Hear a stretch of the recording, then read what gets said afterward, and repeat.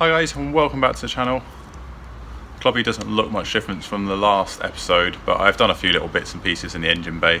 Nothing too major. I think basically cleaned up a few more things, fitted a speedo cable, run a few wires and bits and bobs. But we're going to try and get on with the, as the title suggests, try and get the headlining in, because I want to get the glass in, I want to make the car watertight, it's outside. Yeah, so the aim of the game is to get the car watertight and rolling. And then it might take, no, I wouldn't say take a back seat, but it's going to slow down a little bit. So we've got some other bits and bobs on the go. So let's spin you around, let's have a look at the new headlining. And basically, a massive thanks again to a good friend Matt. He donated his old headlining, so it probably would have gone in the car quite well, but it's a bit fallen on the sides. And like he mentioned, he said it's probably not that great to use, but he wanted to give it to us because it's got all the really intact rods that run all the way into it. So anyone that's done a mini headlining will know it's got like rods that hold it up, and they're quite hard to get hold of and they can be quite expensive, so I'm really grateful that we managed to get them. So let's have a look at the new one. I've gone for a perforated one, so it's a slightly sort of different style to what you normally have from the Classic Car headlining company that's based on eBay, and I think they have a website. So it's a little bit different, it's not a new commercial one, it's a little bit cheaper. I've had good reviews on it, loads of people have used them as well, so it can't be that bad, so let's give it a go. Right, so here's the old one with all the poles inside it. Here's our new one. I've just laid it on an old sheet just so I've got it sort of not getting dirty on the floor. So like I mentioned, it's a perforated one, so it's got very fine holes in it. It's a little bit like the earlier cars, quite like it, it's just a little bit different. It's obviously quite breathable as well, which is quite good. Mini's condensate and stuff inside, but yeah, it's a little bit different. I've seen it in a few cars, and it's really nice. So we've got the same amount of sort of pockets for all the rods, so I just need to get these out of here. So these are all in their own little colour order, so you need to remember to keep them in order, hence I've laid them next to each other. So I'm going to slide them out, just give them a quick wipe with some panel wipe, slot them back in the new one. But yeah, I'm really quite happy with it. So I've got these seat pillar posts as well to go in, and the little strip that goes along the back window, so it's a full kit.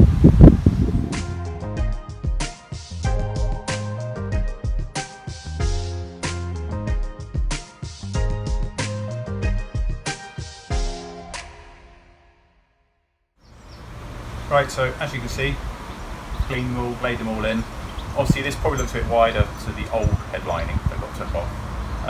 Basically you get about an inch extra overhang because you put it all over the window apertures, you trim it, cut it, and it's better to have too much and too little. So it does look a bit bigger and obviously it looks square. So it's a case of getting it in now.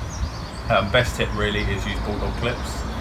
I've done this, this is my third time doing a headlining, so I'm quite used to doing them, but they all perform a little bit differently. And obviously this is a new entity to me. The two I have fitted have been new and commercial ones, and they've gone in pretty, actually no, I fitted a Huddersfield Mini Spares one and a new commercial one.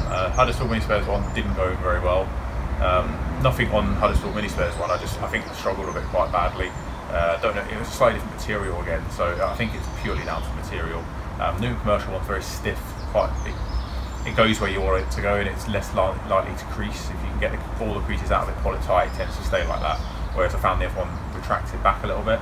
I'm not sure if I'm going to have that issue with this one, because it is obviously got holes in it, so it's perforated, but either way we just do the best we can. Again, it's like with the whole project, you just got to have a go, haven't you? So yeah, so let's get it in. So it's marked on here, it just says front, so the company's put front, hence why I knew which way around to do it.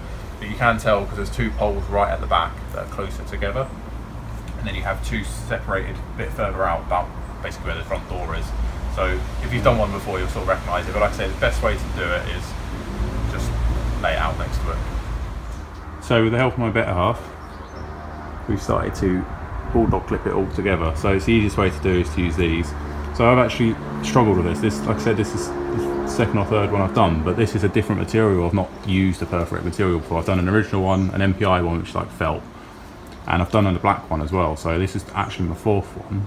I've never done, I'd say it's easier to work with, but it also it's quite stretchy. It's quite good and bad in a way. So yeah, the tension front and back, quite happy with that so far. So obviously it needs cutting here and pulling around, same there, but so far we're just playing around with it and pulling where we need to. But definitely get yourself some of these. Obviously the colours matter. But yeah, so it's just pulling the tension, and obviously all of these will come out the more we do. So let's crack on. Right, so we've done a bit more. Look how nice that's looking. I can't take any credit for this. This is all my behalf.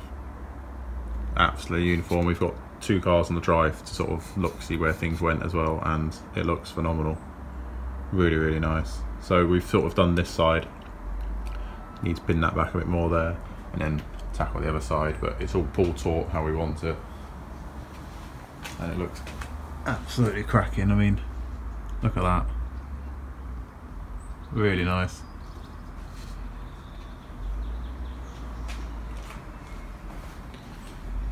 I made myself useful. We've now got a bit of carpet thanks to Pete Mate, so it covers up that, and I've put this little strip in here, so when you look back it's got that. Just needs pulling tight there, and obviously the windscreen rubber covers it, but yeah, it's looking really nice. Quite happy with it. Just needs, say, final fitment, but it's pretty much how it should be. A little bit of glue in a few areas. Really happy with it. It's coming together. Yeah, you can see how much excess you actually get. So it gives you loads and loads to play with. So, yep, not sorted it yet. But we're getting there. It's looking really good. So, I mean, that is lovely. I really love this perforated headlining. It looks really nice.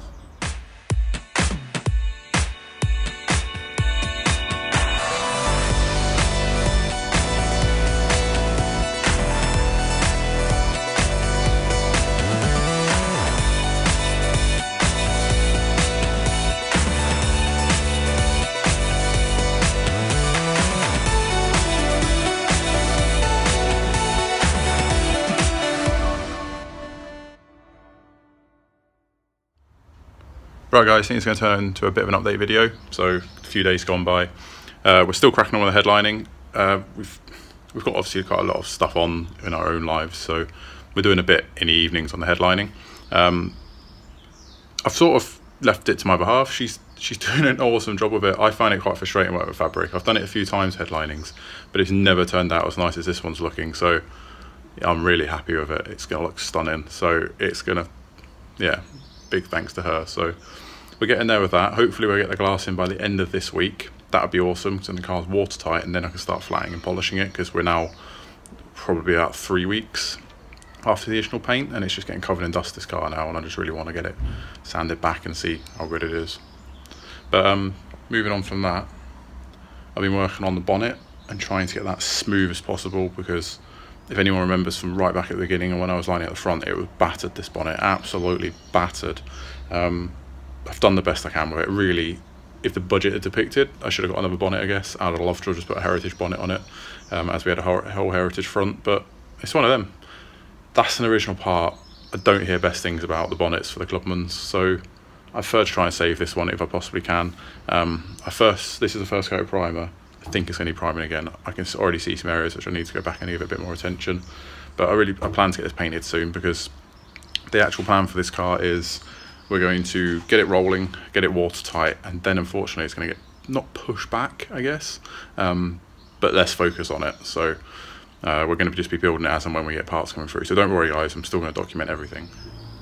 Also down there, the subframe is pretty much built up, so we've got the top arms in. Yeah, we're getting there with that. I'm quite happy with that. So got an improvement subframe kit to go in it, which comes with those that go on there and these, so it gets rid of all the side-to-side movement that the suspension sort of gets.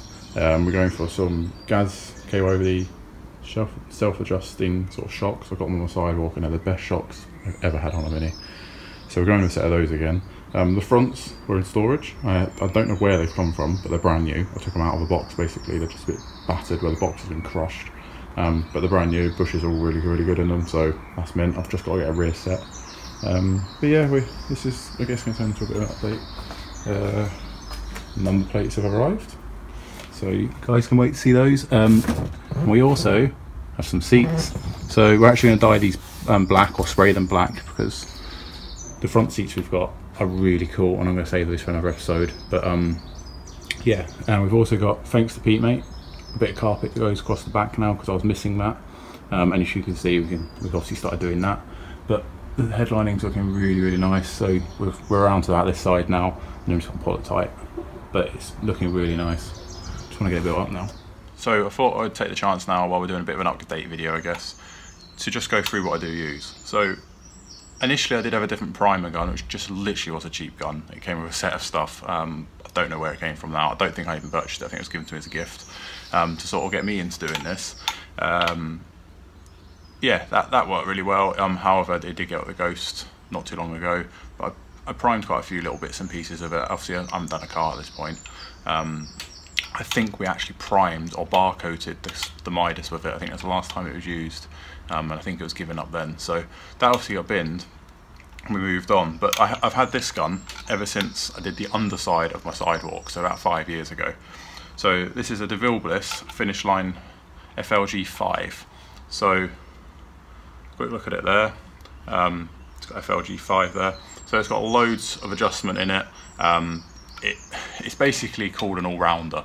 I used it to obviously I bought it initially to spray base coat and lacquer over my stone chip on the sidewalk.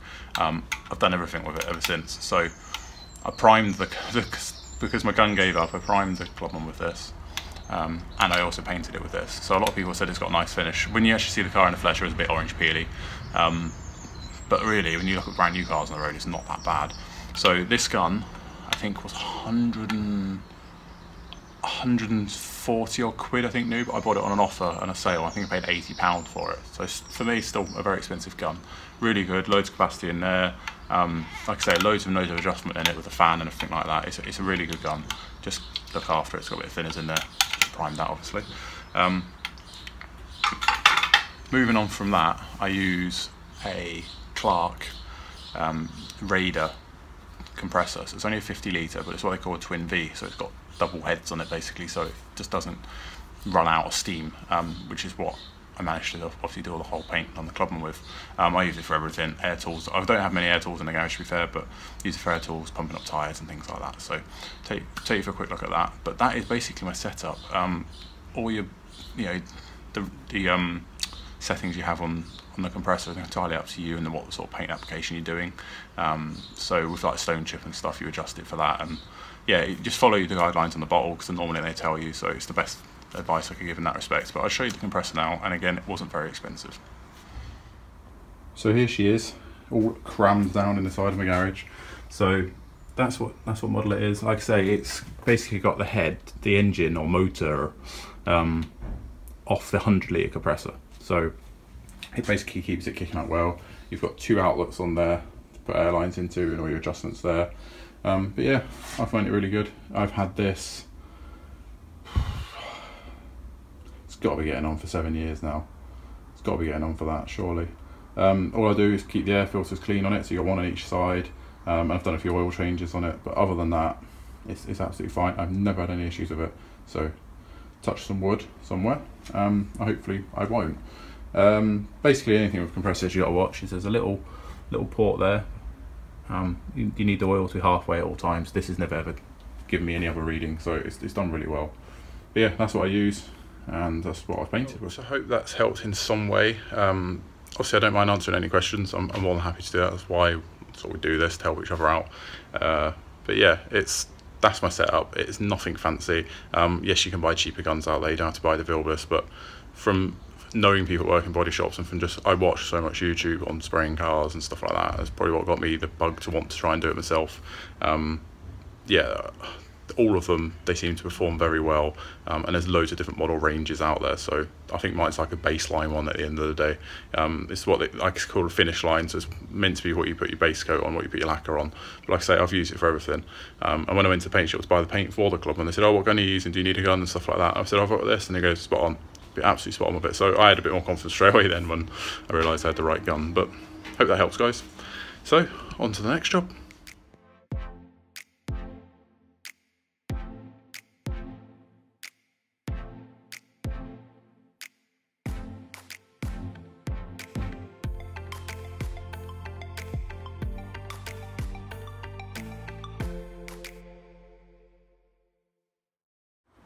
Right guys, we are a good few days between everything here, so here's a proper update video. glasses in. Haven't done this side of the glass yet. I need a regulator for that door.